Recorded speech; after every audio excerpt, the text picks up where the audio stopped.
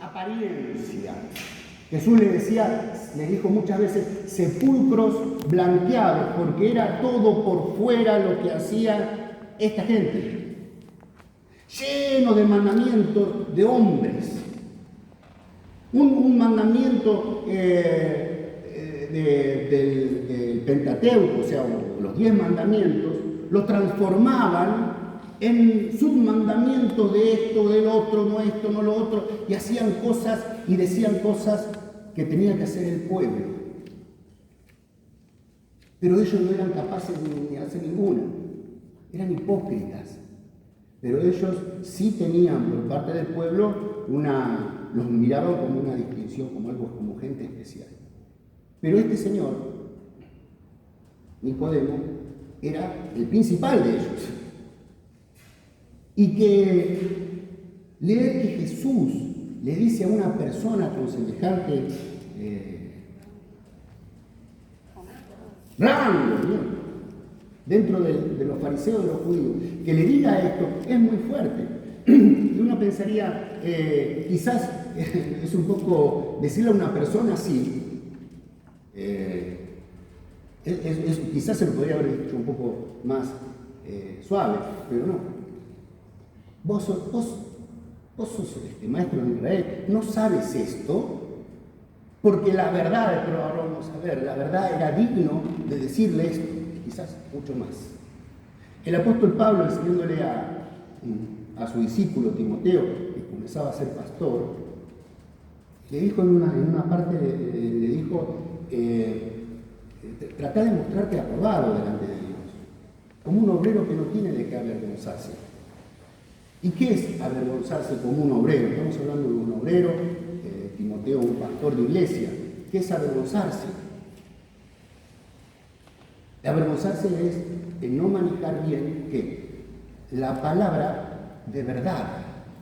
Es decir, la peor vergüenza para un maestro, para un pastor, para uno que enseña, es no saber, no conocer por lo menos lo más básico. Este hombre no conocía ni siquiera lo más básico de que el Antiguo Testamento, que él tenía que saber, decía. Y el apóstol Pablo le decía a Timoteo, como obrero que no tiene de qué avergonzarse, que maneja bien la palabra de verdad. El hermano Totti, en su oración del principio, dijo algo en la oración muy lindo que me confirmaba este pasaje de San Juan 3:16. El hermano dijo que hemos nacido de nuevo y agregó espiritualmente. Vamos a ver cómo este hombre, ya prácticamente miope, cegado a las cosas materiales, al hacer para agradar a Dios, no comprendía esta verdad que el Señor le presenta en este capítulo 3, que son cosas espirituales. Todos los patriarcas vivieron a Dios de forma espiritual. David, el corazón de Dios, dice que tenía. El otro patriarca siguió como viendo al invisible, cosa espiritual. No era material el asunto, no pasaba por los ritos y por las tradiciones de hombres.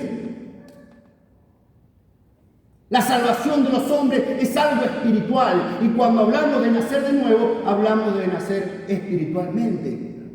Y el Antiguo Testamento, todo habla de una relación con Dios espiritual y no física, no de hechos, de mandamientos y de cosas que nosotros podamos hacer físicamente.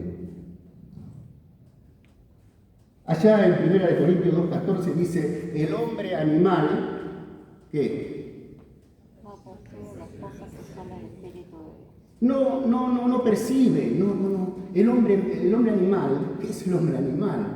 Con todo el respeto del mundo, es la persona que no es espiritual, que vive con sus pensamientos carnales, no percibe las cosas que son del Espíritu de Dios.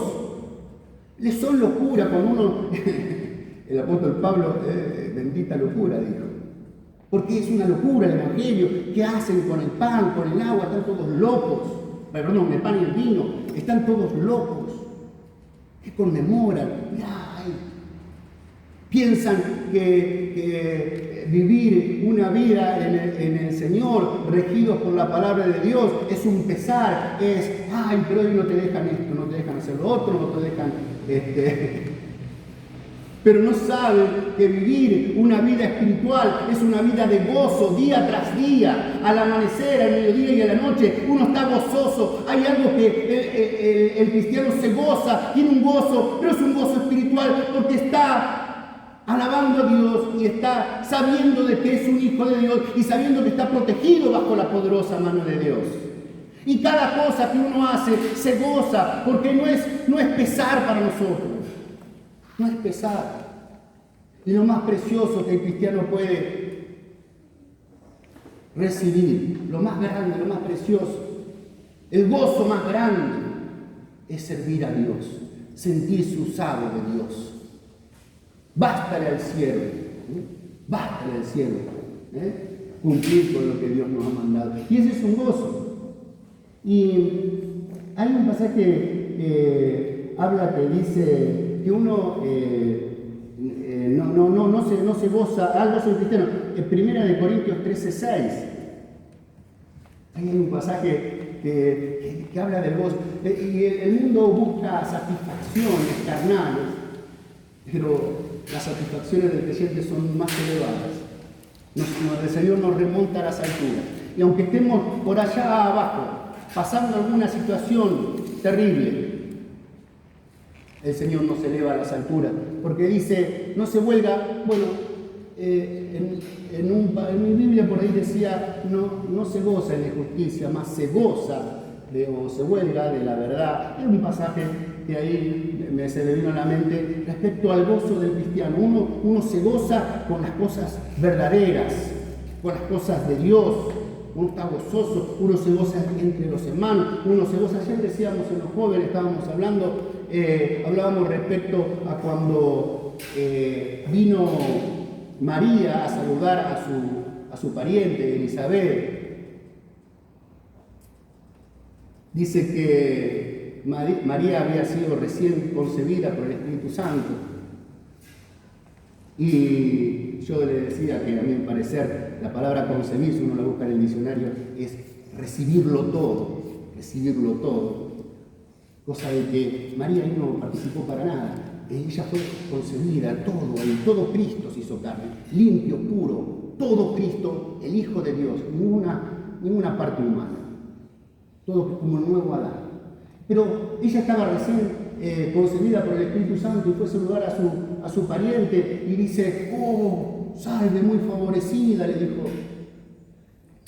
Y se sorprendió y le dijo lo que tenía, lo que había pasado, sin que ella le haya contado, no le mandó ningún mensaje de texto, decía yo, ningún WhatsApp. Pero Elizabeth ya supo, se le fue revelado, porque ella tenía al primo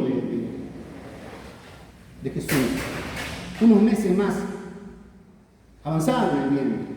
Y ella era una mujer anciana, estéril, que había concebido en su vejez. Dice, el niño saltó. ¿De qué? De alegría.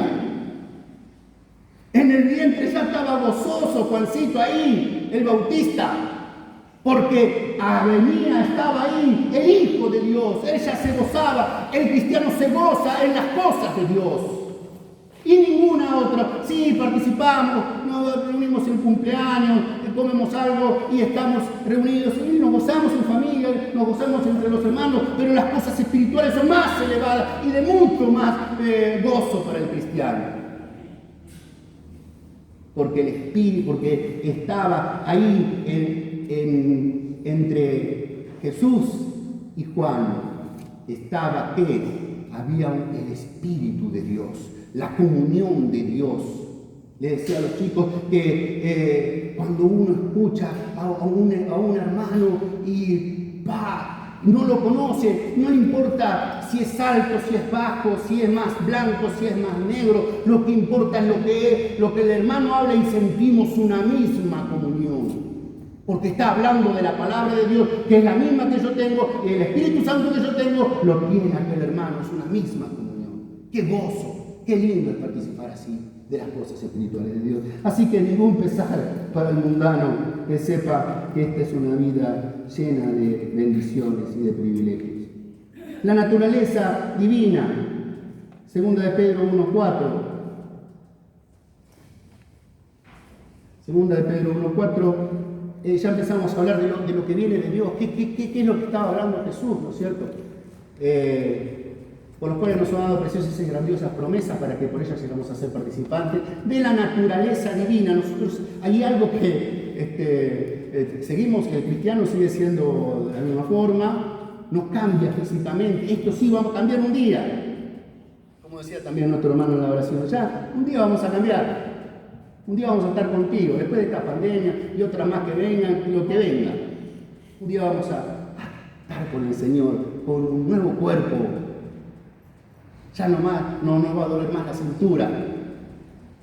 Ya no vamos a tener las aflicciones de este mundo. Dios nos va a dar un cuerpo glorificado, algo especial, algo glorioso, indecible por el momento. Pero cuando lo veamos, cuando lo sintamos, cuando estemos ahí, verdaderamente cada uno de nosotros nos vamos a ver saltando como becerros en la manada, del gozo que vamos a tener en el cielo, de las bendiciones que nos esperan, hermano.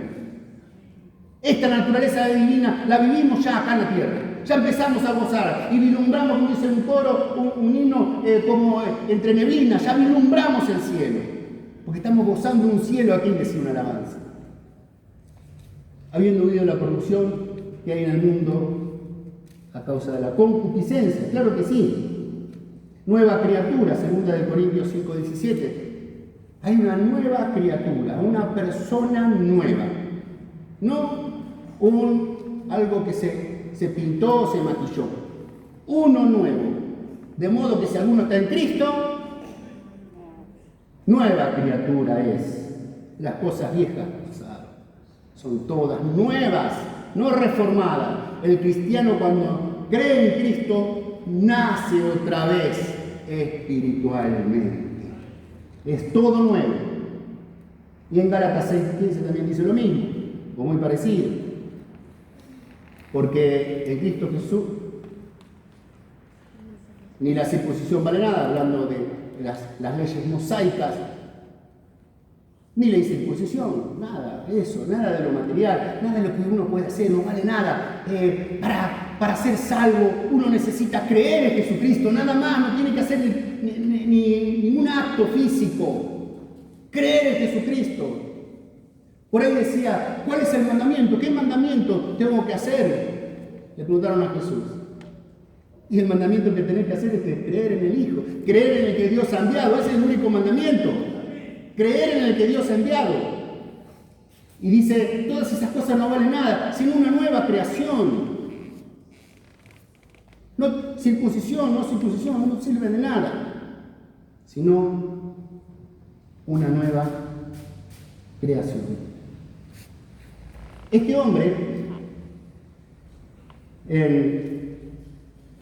dice que se acercó a Jesús de noche. En 3:2.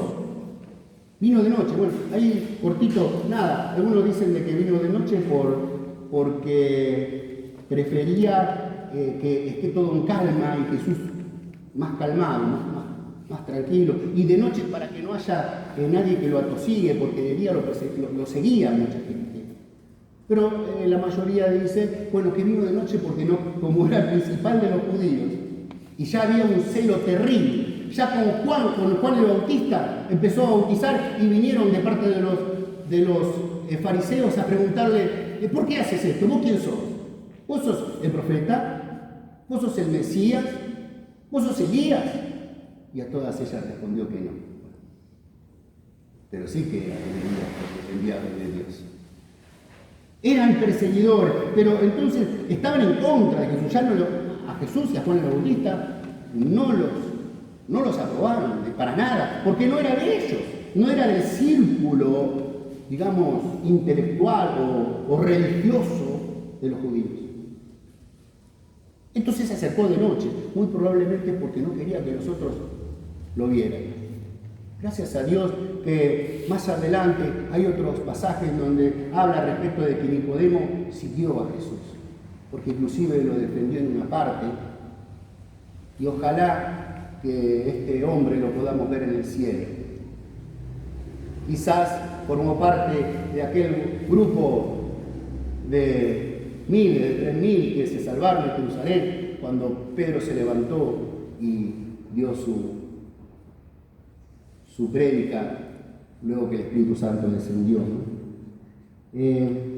Se acercó de noche y le dice: sabemos que has venido de Dios por maestro, porque nadie puede hacer estas señales que tú haces. Ya el Señor había empezado a hacer señales, había cosas que eran imposibles, estaban sorprendidos de lo que estaba haciendo Jesús.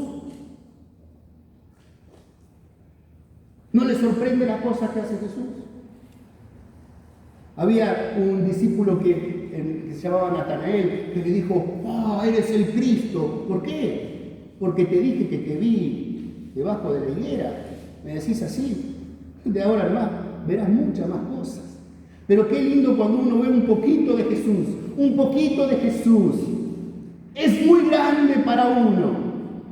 Una pequeña revelación, una cosa que Dios toca y nos quedamos así: oh Señor, tú has hecho esto, tú me has mostrado esto. Un poquito de Jesús es más grande que cualquier otra cosa, porque un poquito de fe mueve montañas, y un poquito de algo que haya hecho Jesús quizás no nos resucitó, quizás que estábamos muertos, o no nos sanó de una parálisis, o no nos dio la vista estando ciegos, o hizo otros tantos milagros como hizo en tantas personas. Pero quizá un poquito de Jesús en nuestra vida es milagroso, es algo grande, maravilloso. Entonces venimos y le decimos: sabemos que tú eres maestro, Señor. Sabemos que tú eres maestro, por Dios. Nadie puede hacer estas señales. Jesús había hecho muchas señales, si no fuese Dios con él. Y acá esto es algo fuerte, porque inmediatamente en el 3:3 le respondió Jesús. Es decir, fíjense que Nicodemo no hizo ninguna pregunta. No hizo ninguna pregunta. Y el Señor le respondió. Él no le hizo y se respondió. Él quizás venía con muchas preguntas, o quizás quería saber montones de cosas que se le cruzaron por la mente, pero él solamente vino y le dijo: sabemos que tú eres enviado de Dios. Sabemos que tú vienes de Dios. Sabemos, dijo, porque se ve que había otros también que pensaban lo mismo y lo mandaron a él. Quizás 2 o 3 chicas: Nicodemo, anda a hablar con Jesús. Y dijo: sabemos. Y él le respondió, y pensaba yo: ¿cuántas veces nosotros vamos a la oración y no le pedimos nada? No le preguntamos nada al Señor. Simplemente le decimos: gracias, Señor, le decimos. Gracias, Dios. Y simplemente con presentarlo y ponerlo al Señor en donde Él está, situarlo en nuestro corazón como Señor de nuestras vidas. Ya simplemente ese hecho hace que Dios empiece a hablarnos. Dios nos empieza a hablar en la oración, sin que nosotros preguntemos nada, sin que nosotros le pidamos nada. Dios nos empieza a hablar. ¿Por qué? Porque más vale que nosotros callemos y dejemos que Él hable. Y eso pasó con Nicodemo. Nicodemo le dijo: tú eres enviado de Dios. Y Jesús le dijo: de cierto te digo que el que no naciere otra vez no puede ver el reino de Dios. Entonces, este hombre, nacer otra vez. ¿Qué dice el próximo pasaje? 3:4. Dice: ¿cómo puede ser un hombre nacer siendo viejo? Porque él se refería a él, viene egocentrista. Pero pará, mi situación, ¿cómo puedo nacer otra vez? Soy viejo. ¿Puede entrar otra vez en el vientre de su madre y nacer? Fíjense, nosotros podemos decirlo, ¿no? Porque conocemos la Escritura, pero fíjense la situación de este hombre que no miraba más allá de su nariz. Estaba enseguecido por los mandamientos, por las cosas que hacían físicamente, y no vislumbraba que detrás de eso, lo que Jesús le estaba diciendo, había otra cosa. Pero él decía, pero muy tácitamente o pragmáticamente, ¿cómo puede ser esto? No puede ser. ¿Cómo un hombre va a nacer otra vez siendo viejo?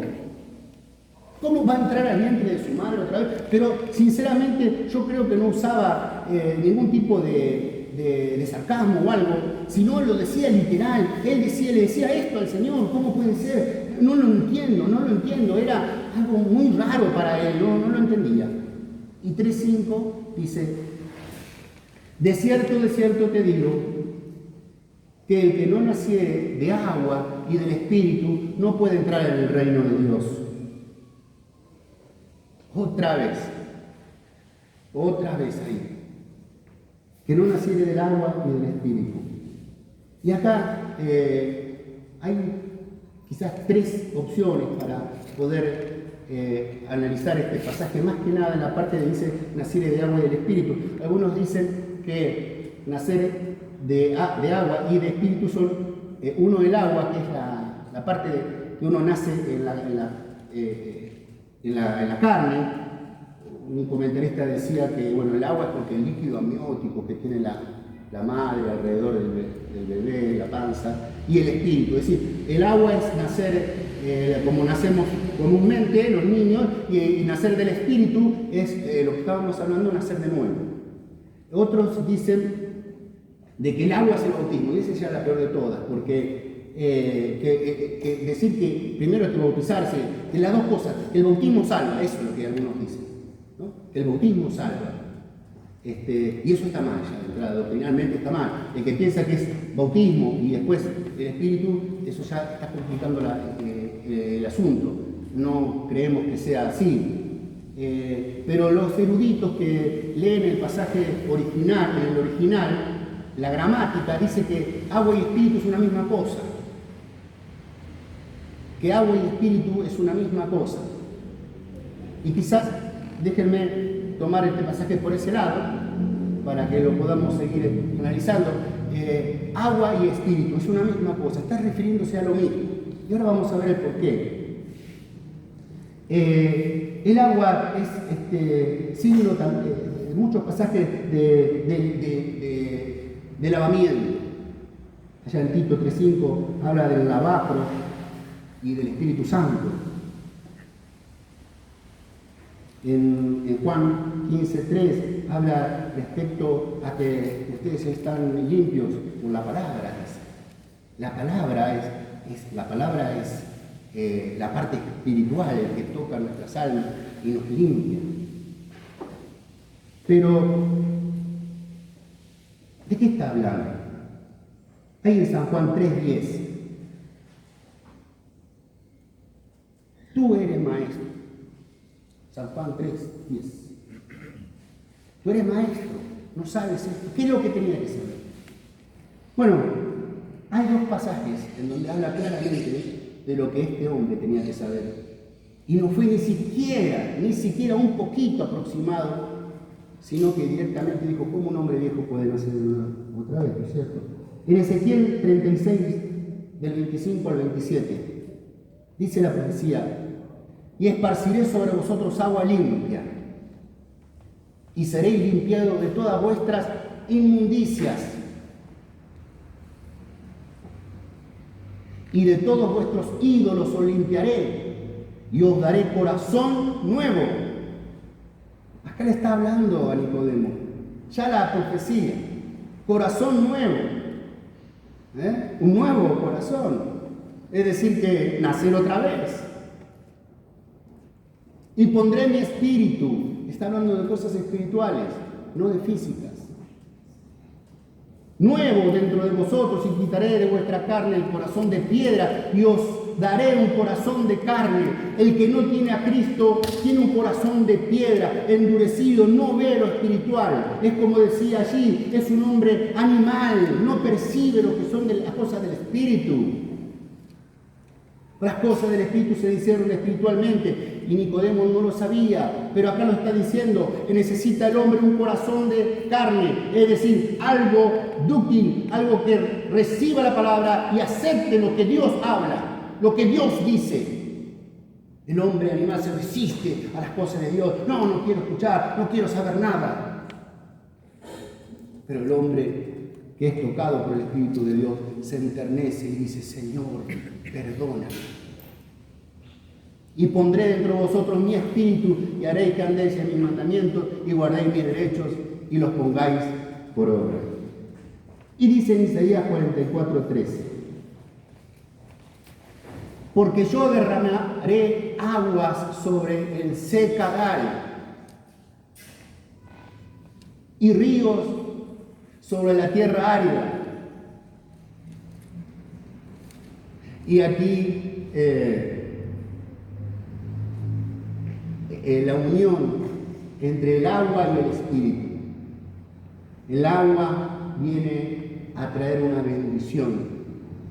El agua viene a traer bendición sobre la tierra, ¿no es cierto? Cuando no llueve se espera tanto. Cuando no llueve se espera tanto. Pero, ¿qué pasa con el cuerpo cuando necesita agua? ¿Qué pasa con el cuerpo cuando se necesita agua? El agua es una bendición tan maravillosa como aquel que viene cansado del trabajo, con un día agobiante de sol, viene con sed, como esa tierra que necesita agua, el cuerpo también viene con sed, y lo más maravilloso que puede llegar es encontrar en su casa ahí una bomba o un tanque o la canilla o la heladera en otros casos, encontrar agua y beber. Dice, mi espíritu derramaré sobre tu generación y mi bendición sobre tus renuevos. Acá habla acerca del agua y el espíritu. Entonces, no le podemos, nosotros, sabiendo ya la Escritura, ¿qué hubiéramos hecho nosotros en el lugar de Nicodemo? Quizá lo mismo, no hubiéramos entendido nada. Pero gracias a Dios que aparentemente Nicodemo pudo seguir al Señor. Y yo quiero decirle, ¿qué más tiene que ver el agua con el Espíritu? Vamos en San Juan 4:10. Habla de un agua que es viva. Respondió Jesús y díjole, si conocieses el don de Dios, estaba hablando con una mujer, ¿y quién es el que te dice, dame de beber? Si conocieses Él, si lo reconocieses, si supieses quién está aquí contigo, tú te dirías a Él, y Él te daría agua viva. El agua viva está íntimamente ligado al Espíritu Santo, a calmar la sed de los hombres. Para siempre, nunca más vas a necesitar a venir a buscar agua. ¿Por qué? Porque ella va a tener agua para siempre. Si supiese ella, si conociese la bendición, el regalo que Dios da al hombre, si el hombre animal entendiese de que puede saciar su sed en Cristo Jesús. San Juan 4:14 sigue diciendo allí, respondió Jesús y díjole, si conoce, San Juan 4:14.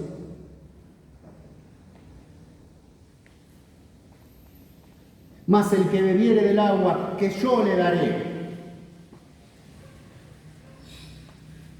para siempre no tendrá sed. Mas el agua que yo le daré será en él una fuente de agua que salte para vida eterna. El que nace otra vez, el que recibe a Cristo en su corazón, viene a morar el Espíritu Santo. A partir de ahí salta esas fuentes de agua. ¿Qué salta para vida eterna? ¿Qué es para vida eterna? Nuestra alma es eterna, el alma de cada hombre es eterna, pero vida eterna es la salvación, porque hay otra cosa eterna, la muerte eterna. Aquel que no recibe a Cristo en su corazón le espera muerte eterna, pero hay algo que si el hombre recibe el agua que Cristo le va a dar, esto va a saltar, va a ser una fuente de agua que salta para vida eterna. Y por último, hermanos, quiero compartirles en San Juan 7, Fíjese cómo el mismo libro de San Juan va diciendo de qué se está tratando este asunto del agua y el Espíritu. Dice en San Juan 7:37, más en el postrer día grande de la fiesta, Jesús se pone en pie. Jesús se pone en pie y clamaba con voz fuerte, un grito, diciendo, si alguno tiene sed, ¿hay alguien que tenga sed? ¿Hay alguien que tenga sed? ¿Sabe? Para tener sed tenemos que vernos que estamos secos. Hay muchas personas que buscan saciar su sed en muchas cosas terrenales y nunca las sacian. Nunca las sacian hasta que conocen a Jesucristo. Buscan en vicios y en placeres y en diversas cosas, entretenimientos, quizá inclusive meterse en cosas para poder hacer y estar, y buscan ahí saciar. Hay algo que el hombre está seco, hermano. Es como esa tierra. Dice ahí, el hombre está seco y busca hasta que encuentra esta agua. Jesús se pone en pie. Si alguno tiene sed, venga a mí y beba. El que no tiene sed, el que está cómodo, el que está muy bien y piensa que no pasa nada, no le hace falta agua. Bueno, entonces no. Pero aquel que sí tiene sed, aquel que necesita, aquel que se ve sediento, se ve necesitado de agua, venga a mí y beba. El que cree en mí, como dice la Escritura, ríos de agua viva correrán de su vientre. Y esto dijo, ríos y espíritu. Y esto dijo del Espíritu que había de recibir los que creyesen en él, pues aún no había venido el Espíritu Santo, porque eso no había sido aún glorificado. Hermanos, Dios tenga misericordia. Nosotros hoy podemos comprender las palabras de nuestro Señor Jesucristo, que después le siguió hablando a Nicodemo y le habló de ese pasaje y le dijo tan maravilloso que nosotros siempre predicamos, que es ese pasaje de 3:16. Pero podemos nosotros decir de que hemos probado el agua. Dios nos ha dado su Espíritu, Dios nos ha dado de beber y nunca más vamos a tener sed. Ya vivimos en comunión con Dios, andamos con Dios desde la mañana hasta que nos dormimos. Y esa agua siempre brota, siempre está esa comunión que tenemos para nunca más tener sed. Que Dios les bendiga ricamente, hermanos.